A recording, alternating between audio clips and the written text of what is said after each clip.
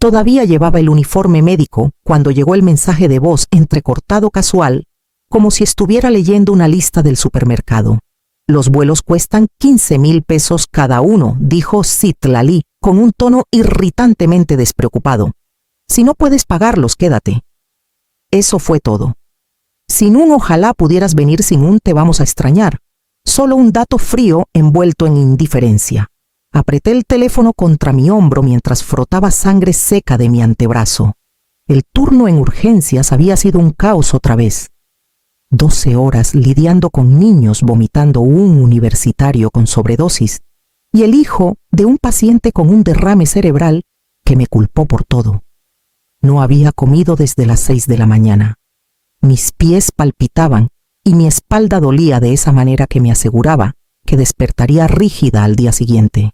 Aún así, escuché el mensaje 2 veces solo para asegurarme de que lo había entendido bien. No respondí. Solo lo borré, me lavé las manos y tomé mis llaves. Citlali siempre ha tenido esa habilidad para hacerme sentir pobre e invisible al mismo tiempo. No lo hace con malicia, no como uno imaginaría la crueldad. Su versión viene con uñas perfectamente arregladas y un leve inclinación de cabeza. Así son las cosas, dice. Sabes que todos queremos que vengas, pero no podemos cubrirte cada vez. Como si alguna vez se lo hubiera pedido. Lo que no ve es que yo los he sostenido a ellos. Silenciosamente, durante años, manejé a casa en silencio. La lluvia de Guadalajara caía suave contra el parabrisas, rítmica como una canción de cuna. Las luces de las calles se difuminaban en la ventana convirtiéndose en halos. En un semáforo abrí la app de mi banco por costumbre, no por esperanza, y vi mi cuenta con 3,600 pesos. El alquiler vencía en 5 días. Podría haber respondido, decirle que no podía ir, que esperaba que se divirtieran, pero no lo hice. No fingí gratitud por ser excluida de algo a lo que nunca fui realmente bienvenida. Entré a casa, me di una ducha caliente, me puse pijama y recalenté un caldo que había hecho hace 3 noches. Cuando mi celular vibró pasada la medianoche, pensé que tal vez Citlali había seguido con un era broma. Pero no era ella. Era una alerta de mi tarjeta de crédito. La alerta iluminó mi pantalla en rojo, compra grande detectada. 78,000 pesos. Parpadeé pensando que era un error, tal vez un intento de fraude. Pero al entrar no eran desconocidos, eran ellos. 5 boletos en clase ejecutiva a Maui. Comprados con mi tarjeta. Nombres de los pasajeros: Citlali Vargas Moreno, Damián Moreno, Estela Vargas, Rafael Vargas. Y alguien llamada Paloma, probablemente la sobrina de Damián. Revisé el correo de confirmación que de alguna manera habían redirigido a mi bandeja secundaria. Todo hecho como si fuera rutina, sin autorización, sin avisarme, solo una suposición. Me senté más derecha con el pecho apretado, el caldo que acabo de comer ahora un peso sordo en mi estómago. Miré la pantalla hasta que mi dedo encontró el botón de disputar todo. Un segundo después, bloqueé la tarjeta por completo. Eso fue todo. 2 toques. Sin gritos, sin llamadas, sin explicaciones. Me gustaría decir que estaba sorprendida, pero la verdad es que no. No realmente. No era la primera vez. Estaba el vestido de emergencia para la fiesta de compromiso de Citlali que nunca me pagaron. El depósito para el remodelado de la cocina de mis papás, que supuestamente era temporal. El auto rentado que Damián chocó usando mi seguro, porque el suyo era demasiado caro. Todo se mezclaba ahora, decisiones tomadas con mi cartera, pero nunca con mi consentimiento. Siempre perdoné. O dije que lo hacía. Me convencí de que era más fácil que lidiar con las consecuencias. Me dije que era familia, y la familia viene con ataduras. Pero esto era diferente. No fue un error o una emergencia de última hora. Fue planeado, coordinado, procesado, en un sitio que requería acceso con contraseña. Usaron mi método de pago guardado, y ni uno de ellos se molestó en incluirme.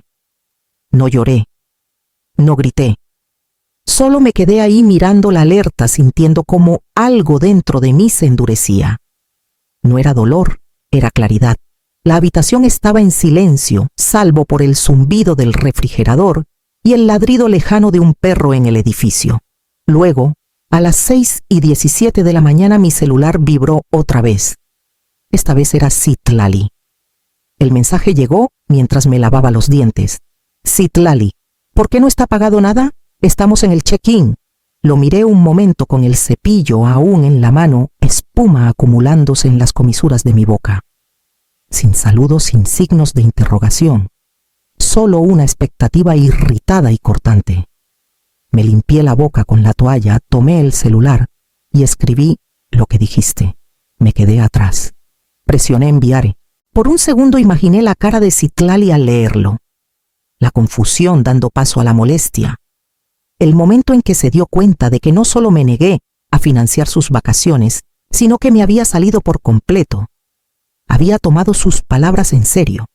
Y ahora estaban ahí en el aeropuerto con maletas en mano preguntándose por qué sus boletos no estaban confirmados y por qué su gallina de los huevos de oro había dejado de poner. Me serví una segunda taza de café, me senté en la mesa de la cocina y abrí mi laptop. Habían pasado años desde mi última vacación. Cada día de descanso que acumulé se fue en cubrir las crisis de Citlali, cuidar a papá después de su cirugía o recuperarme de turnos triples. Pero ahora tenía 4 días libres y ningún plan ajeno al que girar. En menos de 20 minutos lo hice. Una renta estilo Adobe en San Miguel de Allende. Vuelo con Aeroméxico. Una lista de museos de arte, librerías de segunda mano y una panadería local famosa por sus conchas de lavanda. Lo reservé todo. Pagué con mi tarjeta de débito de respaldo. Sin lujos, sin extras. Solo mío. Cuando las confirmaciones llegaron a mi correo, sentí algo que no había sentido en años: certeza. No emoción, no alivio. Solo una calma profunda anclada que me decía que había hecho lo correcto. Terminé de empacar antes del mediodía. Unos libros de bolsillo, zapatos cómodos, mi suéter favorito. Y justo cuando cerré la maleta lo escuché. Un golpe en la puerta. Firme. Familiar. No tuve que mirar por la mirilla para saber quién era. Golpeó 3 veces, luego esperó. No me moví. Otro golpe. Más suave. Luego el sonido de algo posándose en el suelo vidrio, probablemente un platón de comida. Me recargué contra la pared fuera de la vista de la mirilla. No había llamado, no había mandado mensaje. Solo llegó como siempre, como si su presencia fuera permiso suficiente. Podía imaginarla perfectamente. Suéter beige, cabello, recogido sosteniendo algo horneado y casero, como si eso borrara todo lo demás. No abrí la puerta. Ni siquiera me acerqué. En cambio cerré los ojos y dejé que los recuerdos vinieran, esos que siempre flotaban justo bajo la superficie. Los 20,000 pesos que le transfería a Citlali cuando ella y Damián se atrasaron con la renta. Sin agradecimiento, sin fecha para devolverlo. El préstamo que confirmé para el remodelado de la cocina de mis papás. El que dijeron que era por el valor de reventa, pero que terminó financiando el segundo negocio fallido de jardinería de Damián. La noche que llevé a papá a urgencias, pagué su deducible de mi bolsa porque no quería lidiar con el seguro. Y el invierno en que tuve neumonía. Fiebre alta, dolores por todo el cuerpo, demasiado débil para pararme sin apoyarme en la pared. Le escribí a mamá pidiéndole si podía traerme un caldo. Dijo que no podía, estaba cuidando a los hijos de Citlali mientras ella se hacía las uñas. La próxima, cariño, dijo. Nunca hubo una próxima. Otro golpe. Este más ligero, casi dudoso. Luego silencio. Me quedé donde estaba anclada, no en amargura, sino en resolución. Siempre habían acudido a mí en emergencias. Siempre esperaron que dijera sí, que diera y luego desapareciera.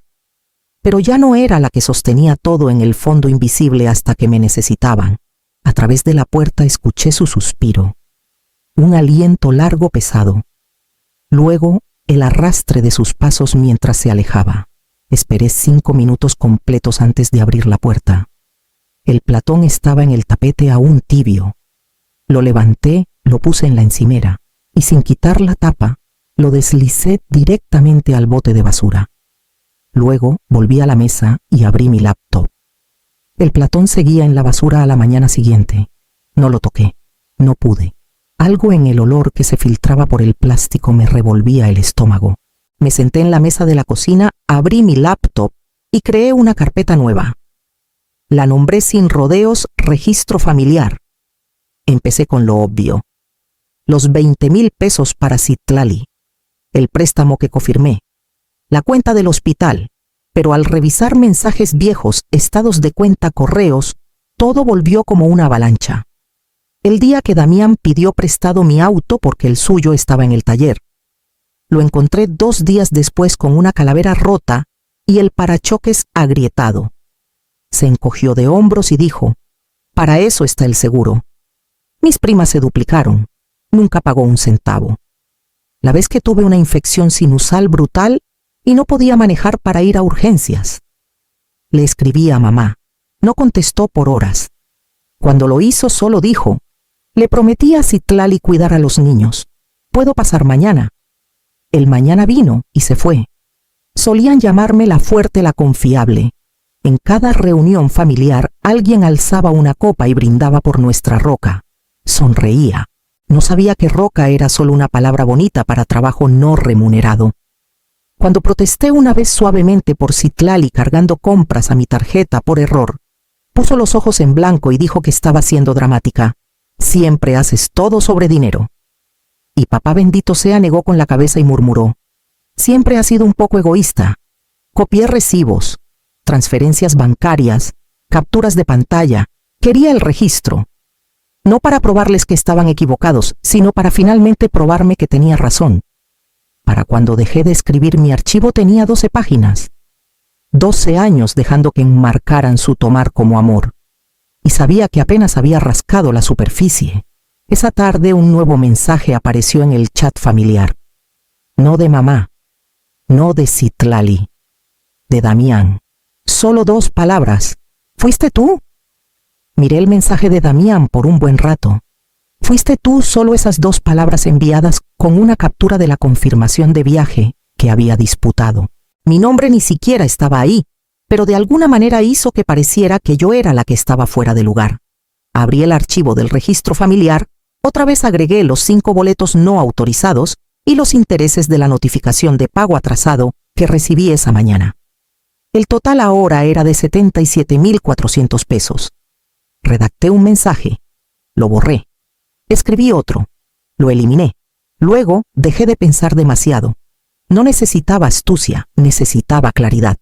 Abrí el chat familiar, adjunté el PDF y escribí. De acuerdo con su creencia de que la familia se apoya, adjunto un registro detallado de las contribuciones financieras que he hecho por ustedes en los últimos 5 años. Saldo pendiente, 77,400 pesos. Espero el reembolso completo en 30 días hábiles. Luego presioné enviar. La reacción llegó rápido. Citlali, ¿en serio? ¿Quién le manda una factura a su propia sangre? Mamá Aurelia, esto es increíblemente doloroso. No llevamos cuentas en esta familia. Papá, estás exagerando todo. Siempre has sido muy sensible. Damián, tienes suerte de que no te cobremos renta por todas las veces que te dejamos quedarte a cenar. Esperé hasta que terminaron de atacarme. Luego respondí una vez. Ustedes han estado mandando facturas por años, solo que nunca las pusieron por escrito. El chat se quedó en silencio por unos minutos. Luego, Citlali agregó, «Necesitas ayuda, como ayuda mental de verdad. ¿Quién guarda un archivo de su familia?» No respondí, no a ella. Reenvié la misma factura a cada uno individualmente para que nadie pudiera fingir que no la había visto. Luego volteé mi celular y dejé que el silencio resonara en mi departamento. No creía que me pagarían. Ese no era el punto. El punto era el acto mismo, el registro, el límite, el cambio de gravedad. Ya no estaba jugando mi papel. Esa noche recibí un mensaje en Facebook de alguien con quien no hablaba desde hacía años. Luz María Moreno, la exesposa de Damián. El mensaje de Luz María fue breve. Hola. Perdón por aparecer de la nada, pero creo que mereces ver esto. Adjunto estaba un PDF. Dudé antes de abrirlo. No había hablado con ella desde el divorcio hace 5 años, quizás más. Se había ido después del segundo negocio fallido de Damián y se mudó a Querétaro para empezar de nuevo, según mamá. Siempre me cayó bien. Inteligente, directa, demasiado buena para él. El PDF se abrió con filas de transferencias, 3,000 pesos aquí, 6,000 allá. Cada transacción trazada a una cuenta familiar compartida. La que Damián manejaba después de que terminaron.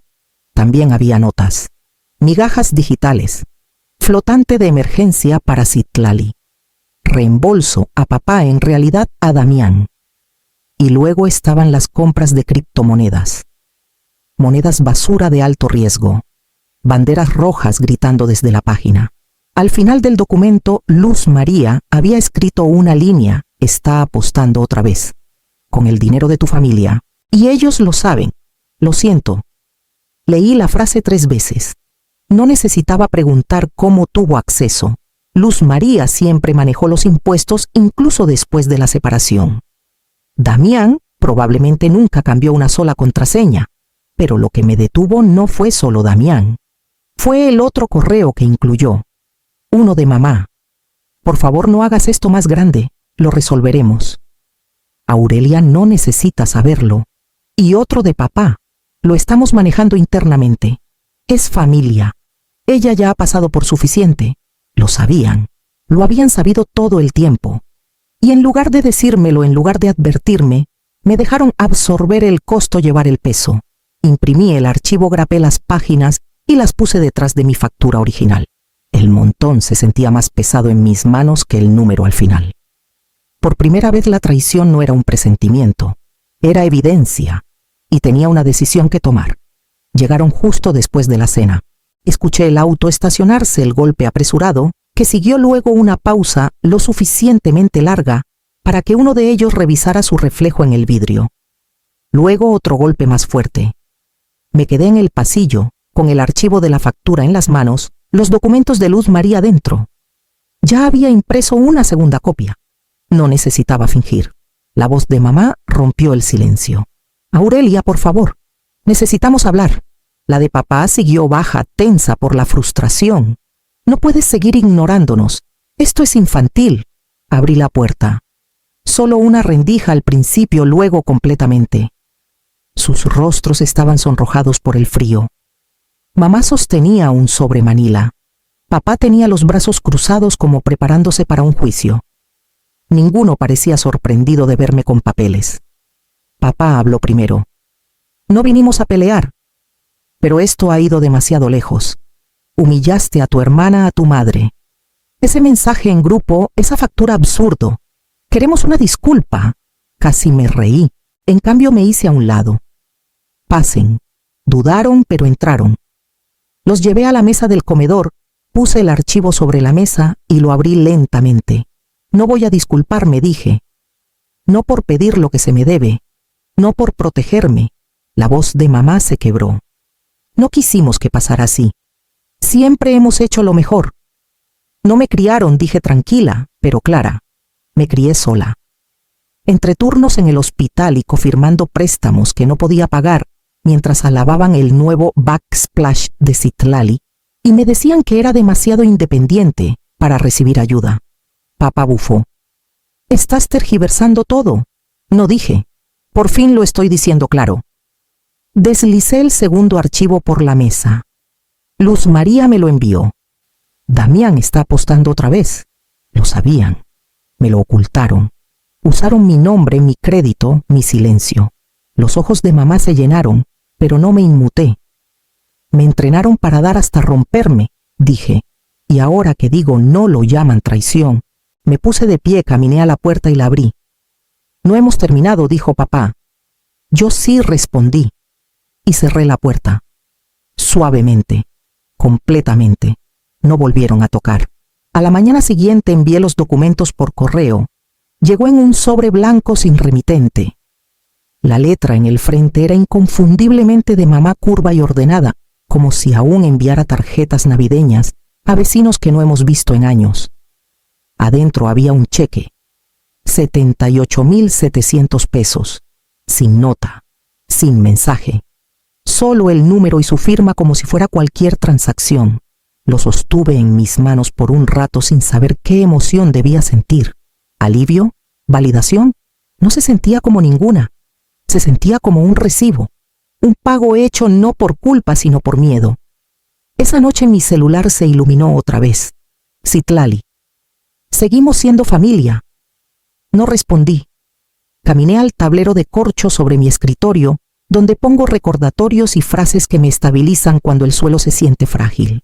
Encontré el papelito que había puesto hace meses cuando empecé a decir no en formas pequeñas y silenciosas.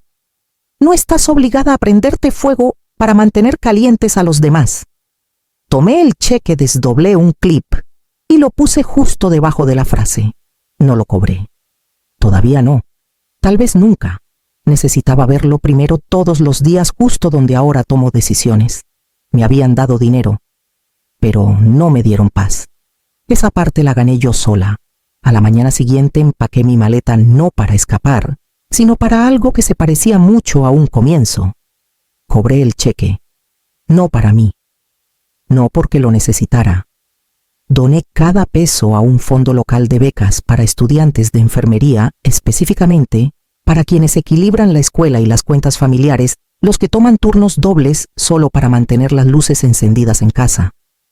Luego empaqué lo último de mis cosas y me mudé a un lugar al otro lado de la ciudad.